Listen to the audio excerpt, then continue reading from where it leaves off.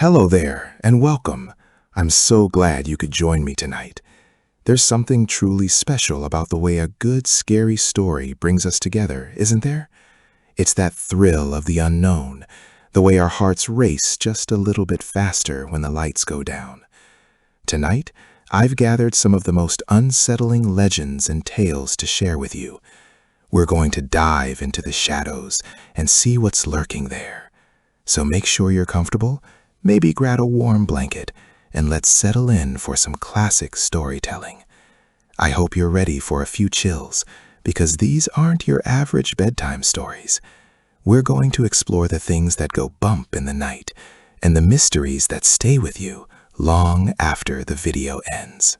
Our first story takes us to a small, secluded house on the edge of a forgotten town. Local legends say that the house was built on ground that never quite felt right. The neighbors wouldn't even look at the windows as they passed by. They spoke of a tapping sound that started every night at exactly 3:13 a.m. It wasn't coming from the doors or the windows, but from inside the walls themselves.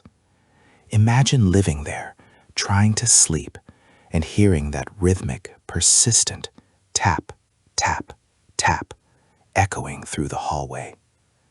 One night, a young woman named Clara decided to find the source. She grabbed a flashlight and followed the sound, her breath hitching in her throat as the tapping grew louder. She reached the end of the hallway where the wallpaper was peeling, and that's when she noted something truly terrifying. Clara noticed that the tapping wasn't just random, it was a pattern. It sounded like someone or something was trying to communicate from the other side of the plaster. She leaned her ear against the cold wall, and the tapping stopped instantly. For a moment, there was a heavy, suffocating silence. Then, a voice, no more than a dry whisper, breathed her name right against the wood. "Clara," it said. She jumped back, her heart hammering against her ribs like a trapped bird. She realized then that the house wasn't empty. It had a memory, a lingering presence that didn't want to be forgotten. She didn't wait to hear more. She ran for the front door, but as she reached for the handle, she felt a cold hand brush against her ankle.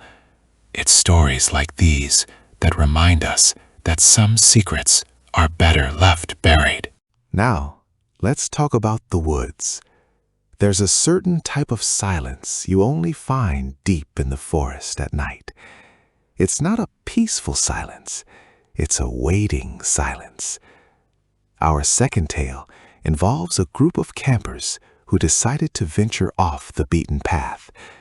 They were looking for adventure, but they found something much older. As they sat around their campfire, the woods around them seemed to pull closer. One of them, a guy named Sam, noticed that the birds had stopped chirping and the insects had gone quiet. He looked into the tree line and saw two glowing eyes reflecting the firelight.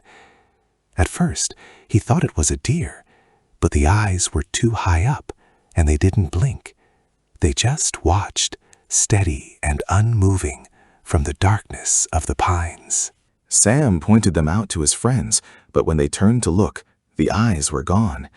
They tried to laugh it off, attributing it to their imagination or the flickering light of the embers, but as the night wore on, they began to hear footsteps, heavy, crunching steps on the dry leaves circling their campsite.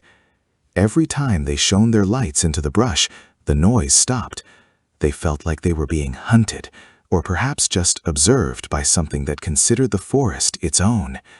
By dawn, they found strange markings carved into the trees surrounding their tents, symbols that no one recognized. They packed up and left immediately, never returning to those woods again. Some say the forest keeps what it finds, and they were just lucky enough to be let go. Have you ever been driving down a long, empty highway and felt like you weren't alone in the car? This next story is for the travelers. It's about a man named David who was driving through the Midwest late one night. The fog was so thick he could barely see past his hood. Suddenly, he saw a figure standing on the shoulder of the road, a woman in a white dress, soaked to the bone despite there being no rain. Feeling a sense of duty, David pulled over. The woman didn't say a word. She just pointed down the road and climbed into the back seat. As they drove, the temperature in the car dropped until David could see his own breath. He tried to make conversation, asking her where she was headed, but she remained silent, staring straight ahead with eyes that looked like they had seen the end of the world. After a few miles, the woman whispered for him to stop. They were in front of an old, rusted bridge. David looked in the rearview mirror to tell her they had arrived, but the back seat was empty. The seat was still damp, and a single faded locket lay on the floor mat. Confused and shaken, he took the locket to the nearest town the next morning. When he showed it to the local sheriff, the man's face went pale. He told David that the locket belonged to a girl who had disappeared at that very bridge 20 years ago to the day. She was never found, but every few years, a driver reports a silent passenger who disappears at the bridge. It makes you wonder, doesn't it? Do some souls simply get stuck in a loop, trying to find their way home? Our fourth tale involves an object, an antique mirror purchased at an estate sale.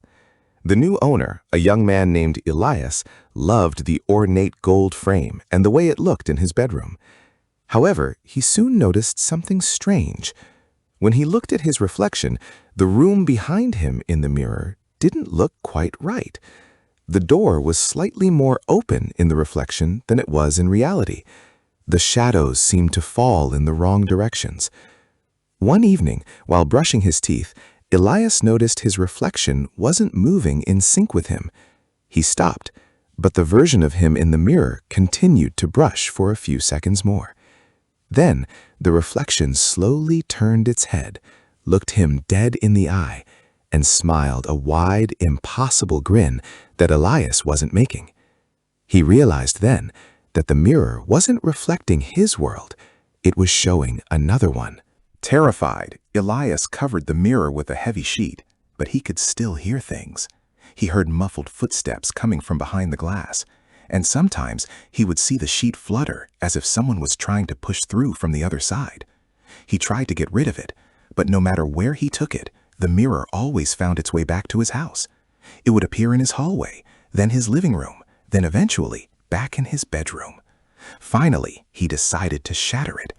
He took a hammer to the glass, but as it broke, he didn't see shards of glass.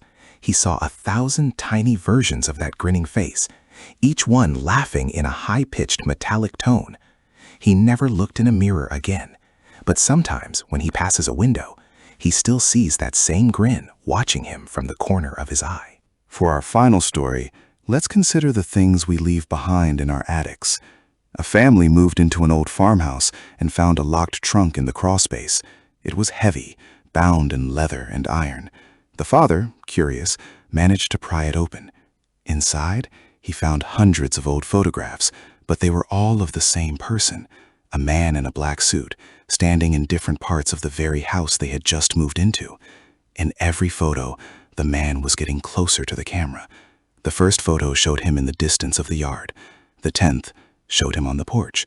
The 100th showed him standing right in the middle of the kitchen.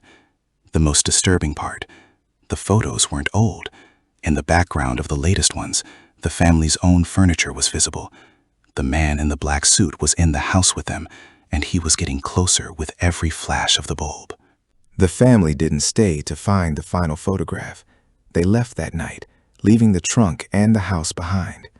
But the story doesn't end there. Years later, the daughter, now an adult, was looking through her own digital photographs from a recent vacation. There, in the background of a shot taken at a crowded airport, was a man in a black suit, standing perfectly still, looking directly at her. It seems some stories don't just stay in the dark. They follow you into the light, waiting for the right moment to reveal themselves. It's a chilling thought, isn't it? That we might be the protagonists in someone else's scary story, without even knowing it. The world is full of these little glitches, these moments where the veil between the normal and the nightmare wears thin. Well, those are our stories for tonight. I hope they gave you a good shiver and maybe a new appreciation for the shadows in your own home. It's been a pleasure sharing these tales with you. If you enjoyed this journey into the macabre, please don't forget to like and subscribe for more updates. We have plenty more mysteries and legends to explore together, and I'd love to have you along for the ride. Let me know in the comments which story was your favorite, or if you have a scary tale of your own to share. I'm always looking for new inspiration. Until next time, keep your lights on, stay curious, and most importantly, stay safe out there. Good night, everyone.